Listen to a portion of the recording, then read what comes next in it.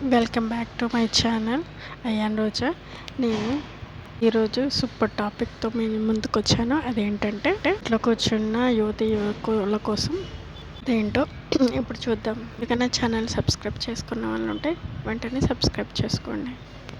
Bell ఐకాన్ని press చేసి all అనే సిమ్మని యాక్టివేట్ చేసుకోండి. గూగుల్లో సెర్చ్ చేస్తుండగా వర్క్ ఫ్రమ్ హోమ్ అనేది ఆప్షన్ అనేది క్లిక్ చేసుకోవాలి. ఇలా ఆప్షన్స్ అన్నీ ఉంటాయి. ఫ్రెషర్స్ అయినా ఏదైనా ఆల్ టైప్స్ ఆఫ్ ఇక్కడ జాబ్స్ అవైలబుల్లో ఉన్నాయి.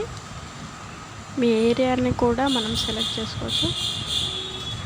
Assistant manager jobs, assistant director jobs అవి కూడా ఇక్కడ అవైలబుల్లో ఉన్నాయి. క్లిక్ చేసుకొని అసిస్టెంట్ మేనేజర్ మార్కెటింగ్ ఇక్కడ అప్లై నవ్ ఉంది కదా, దానికి సంబంధించిన డీటెయిల్స్ అన్నీ కింద ఇవ్వడం జరిగింది. అప్లై నవ్ని క్లిక్ చేస్తే మనకి అప్లికేషన్ ఫామ్ అనేది వస్తుంది. ఇది ఆల్రెడీ నేను అప్లై చేశాను. నాకు చూడండి నా మెయిల్ కూడా వచ్చేసింది సక్సెస్ఫుల్ అని. అది చూపిస్తున్నాను. ఇప్పుడు ఎలా అప్లై చేయాలో ఇప్పుడు చూద్దాము. మనం అప్లై చేయగానే వెంటనే మన మెయిల్కి కూడా అప్లికేషన్ వాళ్ళ దగ్గర నుంచి మెయిల్ అనేది మనం రిసీవ్ చేసుకోవడం జరుగుతుంది. అప్లికేషన్ అనేది సబ్మిటెడ్ అయిందని కూడా మనకు చూపిస్తుంది. ఈజీలీ అప్లై అనేది క్లిక్ చేసి అప్లై నౌ అనే ఆప్షన్ని క్లిక్ చేయాలి. అప్పుడు మనకి ఇలా ఒకటి ఫార్మాట్ ఓపెన్ అవుతుంది.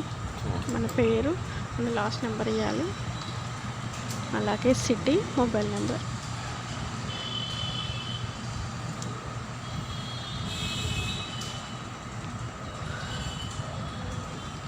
సిటీ అనేది మీరు ఎక్కడ అనేది ప్లేస్ని టైప్ చేసి మొబైల్ నెంబర్ ఇచ్చి కంటిన్యూ చేసేయాలి.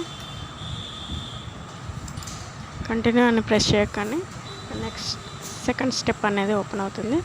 ఇక్కడ ఈ ఆప్షన్ చూడండి, అప్లై సివి అనేది ఆప్షన్స్ ఉంటాయి. నేను లాస్ట్ ఆప్షన్ని క్లిక్ చేసుకొని సబ్మిట్ కంటిన్యూ చేశాను.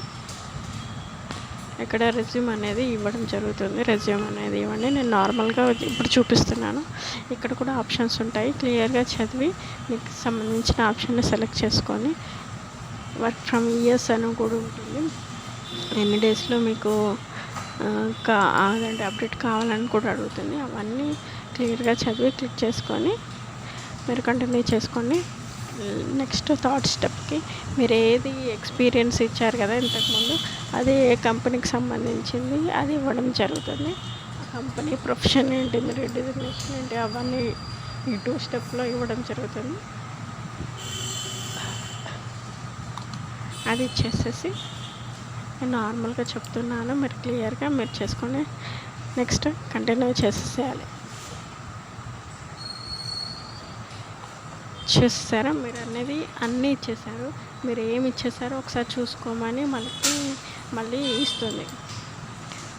సబ్మిట్ అన్న తర్వాత మీది అప్లికేషన్ అనేది సబ్మిట్ అయ్యింది అనేది మనకి చూపిస్తుంది. ఆటోమేటిక్గా